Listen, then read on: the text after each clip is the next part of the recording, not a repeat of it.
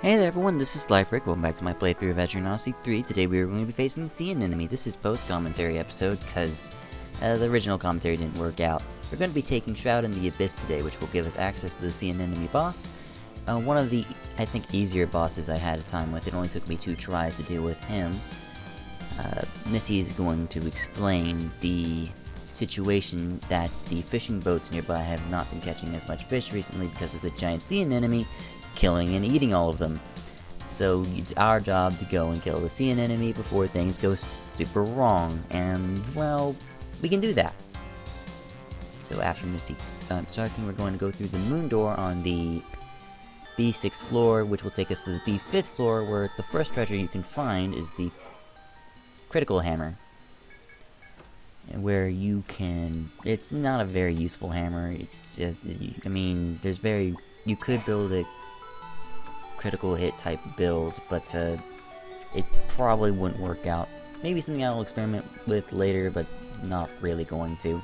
That's it for the crit hammer. Another treasure chest available on the B5th floor, if it will cut away to that, is the one in the there's a shortcut in D2, which leads to a very well hidden treasure chest. At this point you are probably just too focused on getting the shortcuts that lead in and out through the way so you can avoid the FOE. You're very likely to miss this. There's a shortcut here that leads behind the sea anemone room that gives you access to a treasure chest with an emerald of 3 in it. In my previous playthrough, this is the last chest I got, just because I didn't know where it was, until I looked at the maps enough time to see that this spot wasn't filled in. The prize is very useful, but maybe you don't need it, maybe you do.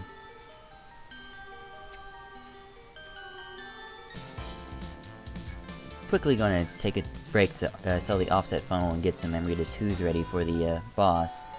The offset funnel gives access to the Yatagarasu, which is a gun I'm not going to be using this playthrough. When you first enter the sea anemone's room, you get this text. It takes me, as I said, it took me more than 1 try, so we're going to cut away until the successful attempt. The first try only failed because he basically, regroup tactic didn't do its job, and for some reason regroup tactic didn't heal the status ailments. Whatever. Meet the sea anemone. He has quite a few attacks. I'll go over each of his attacks as he does them. Because of this post-commentary style, I can't really give you what I was thinking live. It doesn't really work that way. And we have a good 10 minutes of fight for me to discuss him with, so in this fight I brought a few items with me, blaze oils, Therka A's, to deal with the binds he likes to put up on the first turn. Whenever people are not bound or statused, he will use one of 2 moves that will either bind or status your characters, and once you are bound or statused, he has 2 other moves which capitalize on it. So this is Tentacle Grab, his party binding attack. Having a head guard on the character you don't want to get head bounded would be nice, but however most of your equipment slots are probably going to be occupied by your defense. You're going to want to bring a Crush Amulet on each character in this fight, as it will drastically reduce the amount of damage you take against him. When people start getting bound, you want to get them unbound immediately. Therka A's are faster than Party Unbinding.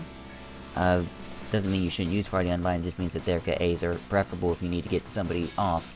The reason why is the more binds you have, he has an attack that will hit everybody and then heal him. That attack does more damage, exponentially more damage, the more you are bound. So if you have 3 binds, he's going to be doing a lot of damage, usually going to want to kill some people.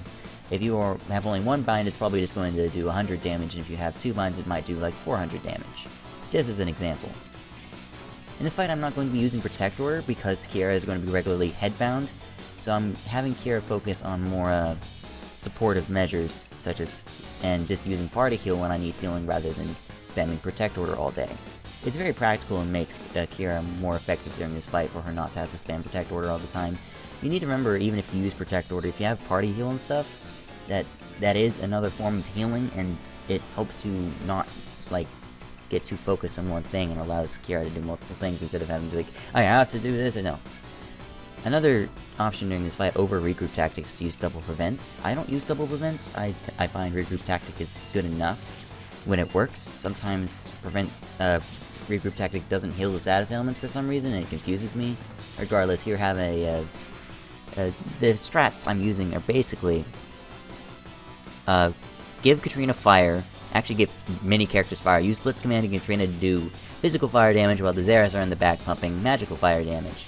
And so I just have fire everywhere. He is very resistant to the physical elements, so using elementals like firearms, blaze oils, and then slamming him with a swashbuckling character like Katrina will typically do good damage. Have Blitz Command go in there so that the people with fire on their weapons do even more damage and you win. Gandra has ice on her weapon, so I didn't put anything on her, but but for Kiara and Katrina I regularly put fire on them when I could, or when I felt like it was necessary. I believe there's even a time where I had Katrina get like 6 hits off and it was ridiculous. Kiara wasn't headbound in this instance, so that was cool, and we're gonna get the Hellfire Epic Charge combo out on this turn, which will do a pretty good chunk of damage. The main issue with an enemy is that it's not that his health is high, it's that he has HP recovery, which makes his fight last longer than you think it would. He, in actuality, only has maybe around the 20,000 HP mark, maybe even a little less. I don't set up regroup tactic until I get statused for the first time. That might be a mistake. It definitely was a mistake not to use regroup tactic there. I really should have. At the time, I didn't know that protect order and regroup tactic didn't stack, so I didn't do it on the presumption that everyone needed to be statused first. You really should just use regroup tactic the moment it's available to you. I used Blitz Command here. I'm lucky that Katrina went through without getting paralyzed. The poison only does 100 damage, but the main issue with everybody being statused is that he is an attack, a party attack, that will instantly kill people that are statused. He doesn't, I get lucky and he doesn't use it, but if he does use it, it's like Kiara, Katrina, and Zara are all dead, and it's not good. So I set up the regroup tactic this turn. I believe I'm using party heal, Blitz Command, as well as just setting up some more damage dealing shenanigans. Firearms on Kira, yes. I believe Kira's gonna get sniped by Kaishaiku. She didn't. Cool. I'll take it. People will get sniped by Kaishaiku eventually. This is not a fight where I let everyone live. Basically, Gandra and Kira have very limited jobs, and if I feel like they don't need to be needed anymore, I will just let them finish setting up and then let them die. Maybe not the best practice, but typically it's fine. If he's like, once he gets around a quarter health, I can start letting people die, and the offense will basically be enough to finish him off, because we won't need that much support anymore. You're gonna see later in the fight that I get on a little bit of a pickle because of this, but otherwise this is just a normal encounter. This is, okay, he used his status random hit move again. I used Unbind preemptively, because I expected him to use that, but he just used his party status effect, so it's like, well fine, regroup tactic will take care of it, which it did. Making, once again, as I said, I value regroup tactic over prevent order in this fight, especially. Because unlike other fights where you can see the status coming at certain turns, or they use the status all the time, an enemy doesn't use the status all the time, so it's very impractical to set up prevent, in my opinion. Just use regroup tactic and you'll be fine. It means I don't get as much offense out, but I believe attack order plus firearms is already enough to punch through an enemy's health pretty well. An enemy takes the opportunity to kill Kiara here, which is I'm fine with. I don't revive Kiara throughout the fight. I don't think she's necessary anymore. As I said, once he's around 25% HP, as long as I keep the damage dealers alive, we're gonna be fine. So I do one last setup hurrah before Gandra goes out.